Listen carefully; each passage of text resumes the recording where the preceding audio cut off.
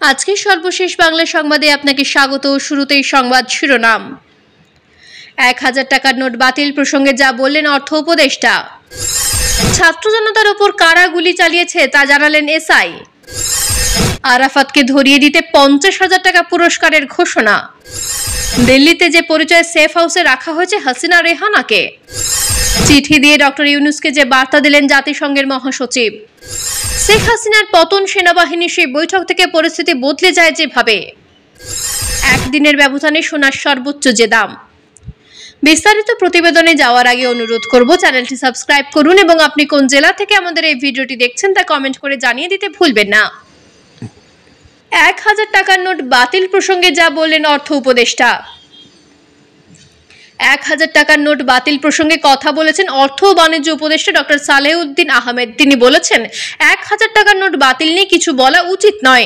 এটি বাতিলের সিদ্ধান্ত সহজে নেওয়া যাবে না। এ বিষয়ে মূল অথরিটি বাংলাদেশ ব্যাংক।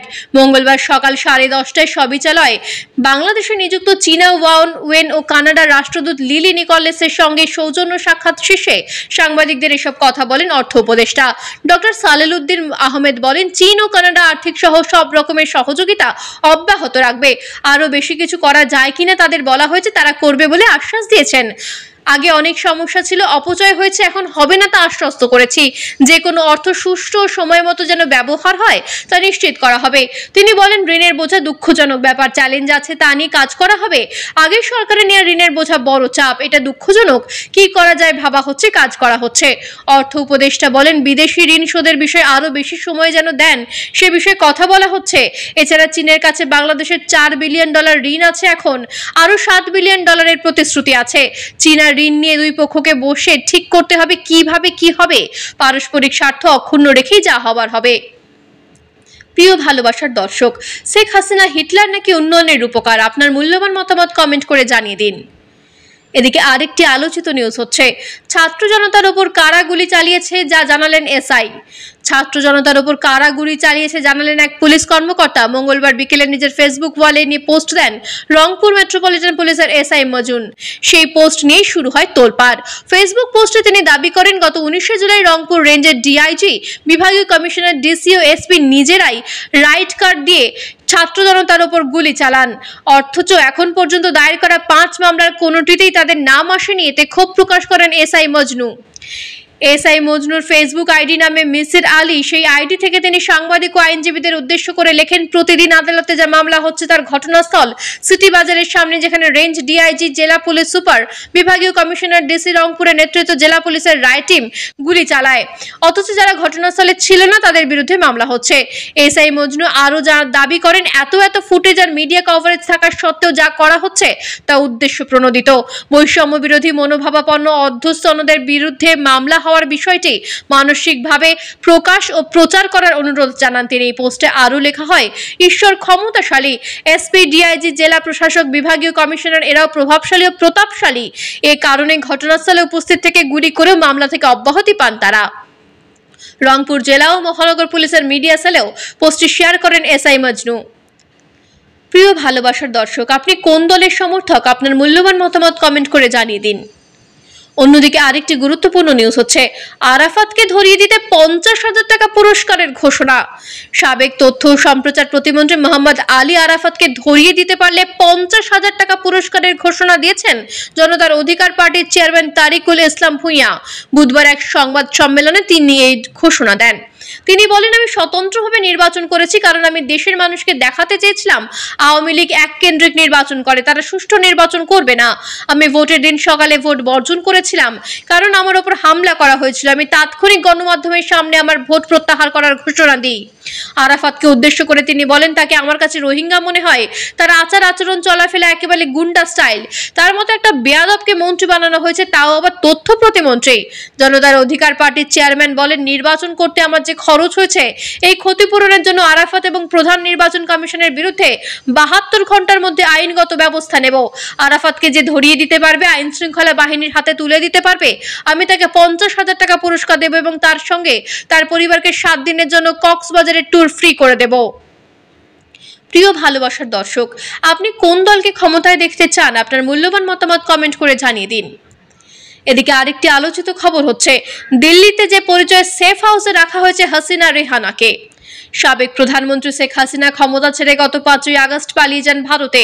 সেদিন বাংলাদেশ এয়ারফোর্সের একটি বিমান দিল্লির কাছে গাজিয়াবাদের হিন্দন বিমান ঘাঁটিতে অবতরণ করে। ওই বিমান ঘাঁটিতে শেখ হাসিনা ও তার বোন শেখ রেহানাকে স্বাগত জানান ভারতের জাতীয় নিরাপত্তা উপদেষ্টা অজিত ডোভাল।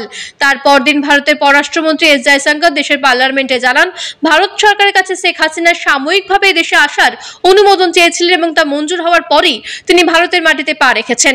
সেই থেকে শেখ হাসিনা এখনো পর্যন্ত ভারতেই রয়েছেন এবং যতদূর জানা যাচ্ছে দিল্লির উপকণ্ঠে একটি আধা সামরিক বাহিনীর অতিথি নিবাস বা সেফ হাউসে দুই বোনকে একসঙ্গে রাখা হয়েছে। তবে এই মুহূর্তে তাদের ঠিকানা কি সেটা সরকারিভাবে প্রকাশ করা হয়নি। খবর বিবিসি বাংলার। শেখ হাসিনা ঠিক কোন ইমিগ্রেশন স্ট্যাটাসে ভারতে রয়েছেন সে ব্যাপারেও এখনো পর্যন্ত ভারত সরকার সম্পূর্ণ নীরব রয়েছে। অর্থাৎ তিনি কোনো বিষয়ে ভিসায় ভারতে অবস্থান করছেন নাকি তাকে রাজনৈতিক আশ্রয় দেওয়া হয়েছে এ ব্যাপারে আনুষ্ঠানিকভাবে ভারত সরকার আজ পর্যন্ত একটি শব্দ খরচ করেনি। এই কারণেই প্রশ্ন উঠছে ভারতে এই মুহূর্তে তার অবস্থানের ইমিগ্রেশনগত বৈধতা ঠিক কি এবং সেই স্ট্যাটাস কতদিন পর্যন্ত বৈধ থাকতে পারে। দিল্লিতে সরকারের শীর্ষ পর্যায়ে একাধিক কর্মকর্তার সঙ্গে কথা বলে জানা গেছে শেখ হাসিনা যে ডিপ্লোম্যাটিক অফিসিয়াল পাসপোর্ট ছিল তা এখনো বৈধ এবং সেই পাসপোর্টের সুবাদে তিনি অন্তত 1.5 মাস কোনো ভিসা ছাড়াই অনায়াসে ভারতে অবস্থান করতে পারেন। ফলে যদি না এর মধ্যে সেই পাসপোর্ট রিকভার্ড বা প্রত্যাহত হয় তাহলে এই সময়সীমার মধ্যে অন্তত ভারতে তার বর্তমান অবস্থান সম্পূর্ণ আইনসম্মত। ভারতের এক্ষেত্রে আলাদা করে কোনো ব্যবস্থা নেওয়ার প্রয়োজন নেই। প্রিয় ভালোবাসার দর্শক, শেখ হাসিনার সরকার পতনের জন্য দায়ী কে? আপনার মূল্যবান মতামত কমেন্ট করে জানিয়ে দিন। এদিকে আরেকটি নিউজ হচ্ছে চিঠি দিয়ে ডক্টর ইউনূসকে যে বার্তা দিলেন জাতিসংঘের মহাসচিব। অন্তর্বর্তীকালীন সরকারের প্রধান উপদেষ্টা হিসেবে গত 8ই আগস্ট দেশ পরিচালনার দায়িত্ব নিয়েছেন নোবেলজয়ী ডক্টর মোহাম্মদ ইউনূস। এবার অন্তর্বর্তীকালীন সরকারকে সমর্থন জানিয়ে ডক্টর ইউনূসকে একটি চিঠি লিখেছেন জাতিসংঘ মহাসচিব আন্তোনিও গুতেরেস। গত 16ই আগস্ট পাঠানো সেই চিঠিতে দেশের শান্তি প্রতিষ্ঠা এবং অন্তর্ভুক্তিমূলক গণতান্ত্রিক উত্তরণের পথে অন্তর্বর্তীকালীন সরকারের প্রচেষ্টাকে সম্পূর্ণ সমর্থন জানিয়েছেন জাতিসংঘ, যা সোমবার রাতে প্রধান উপদেষ্টার প্রেস উইং চিঠিটি শেয়ার করে। সেই চিঠিতে জাতিসংঘ প্রধান গণপ্রজাতন্ত্রী বাংলাদেশের অন্তর্বর্তী সরকারের প্রধান উপদেষ্টা হিসেবে ডক্টর ইউনূসের দায়িত্ব গ্রহণের জন্য তাকে শুভেচ্ছা জানান। বাংলাদেশের ইতিহাসে এই গুরুত্বপূর্ণ সন্ধিক্ষণে দাঁড়িয়ে রয়েছেন উল্লেখ করে গুতেরেস চিঠিতে লিখেছেন, এই ক্রান্তিকালীন সময়ে সহিংসতার অবসান, জবাবদিহিতা নিশ্চিত এবং গণতান্ত্রিক নির্বাচনের পথ নির্ধারণে ডক্টর ইউনূসের নেতৃত্ব হবে অত্যন্ত গুরুত্বপূর্ণ। জাতিসংঘ মহাসচিব বলেছেন ডক্টর ইউনূসের নেতৃত্বাধীন অন্তর্বর্তী সরকারের সাথে কাজ করতে এবং অনুরোধ পেলে যে কোনো সমর্থন দিতে প্রতিশ্রুতিবদ্ধ জাতিসংঘ। বাংলাদেশের জনগণের স্বার্থে আবাসিক সমন্বয়কারী এবং জাতিসংঘের কান্ট্রি টিমের মাধ্যমে এই অনুরোধ করা যেতে পারে। গুতেরেস বলেন, বাংলাদেশের শান্তি ফিরিয়ে আনা এবং সংসদ নির্বাচন আয়োজনের প্রচেষ্টাকে আমি স্বাগত জানাই। এই ক্রান্তিকালীন সময়ে সহিংসতার অবসান ঘটাতে, জবাবদিহিতা নিশ্চিত করতে, আইন শৃঙ্খলা পুনরুদ্ধার করতে এবং গণতান্ত্রিক নির্বাচনের পথ নির্ধারণে ডক্টর ইউনূসের নেতৃত্ব অত্যন্ত গুরুত্বপূর্ণ হবে।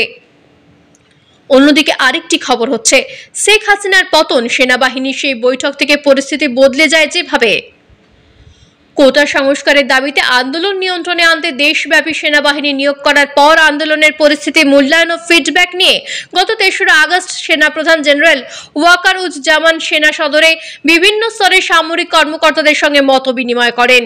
দেশের অন্যান্য ফরমেশনের কর্মকর্তারা ভার্চুয়ালি এই মত বিনিময় সভায় উপস্থিত ছিলেন। মত বিনিময়কালে অনেকেই আন্দোলন দমনের যে কোনো নেতিবাচক ভূমিকা সেনাবাহিনীর জন্য বদনাম বয়ে আনবে বলে মত প্রকাশ করেন। সেনাপ্রধান সামরিক কর্মকর্তা মনোভাবের কথা উপলব্ধি করে সিদ্ধান্ত নেয় যে কোনো উস্কানিত সেনাবাহিনী আন্দোলনকারীদের ওপর গুলিবর্ষণ করবে না। শুধু তাই নয়, শিক্ষার্থীদের মিছিলকে সেনা সদস্যরা কোনো ধরনের প্রতিহত কিংবা বাধা দেবে না। মিছিল চলাকালে সেনা সদস্যরা বরং সরে গিয়ে জায়গা করে দেবে। এই খবর যখন চারিদিকে ছড়িয়ে পড়ে তখন আন্দোলনের মোড়ই ঘুরে যায়। খুব দ্রুত পথ পরিবর্তন হতে থাকে।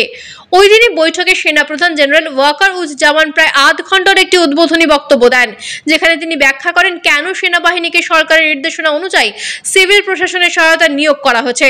তিনি বলেন, সরকার যদি সেনাবাহিনীকে সংকট মোকাবিলায় নিয়োজিত করে তাহলে তারা সেই আদেশ মানতে বাধ্য। তবে তিনি যোগ করেন, তারা সেনারা কাউকে হত্যা করেনি, পরিস্থিতি নিয়ন্ত্রণের জন্য কতগুলো গুলি এবং ফাঁকা গুলি চালানো হয়েছে তার পরিসংখ্যানও তিনি বৈঠকে তুলে ধরেন। তিনি চেয়েছিলেন পুলিশের পাশাপাশি সেনা সদস্যরাও আন্দোলন দমনে যা কিছু প্রয়োজন তাই করবে, তাতে আরো বেশি রক্তপাত হতো একথা বিবেচনা করে সেনাপ্রধান শেখ হাসিনার সঙ্গে দেখা করে তাদের অপারগতার কথা জানিয়ে দেন। এভাবেই সেনাবাহিনী সেদিন শেখ হাসিনা ও তার সরকারের কাছ থেকে মুখ ফিরিয়ে নিয়েছিল। এদিকে আরেকটি নিউজ হচ্ছে, একদিনের ব্যবধানে সোনার সর্বোচ্চ যে দাম। একদিনের ব্যবধানে দেশের বাজারে ইতিহাসের সর্বোচ্চ দাম উঠেছে সোনার।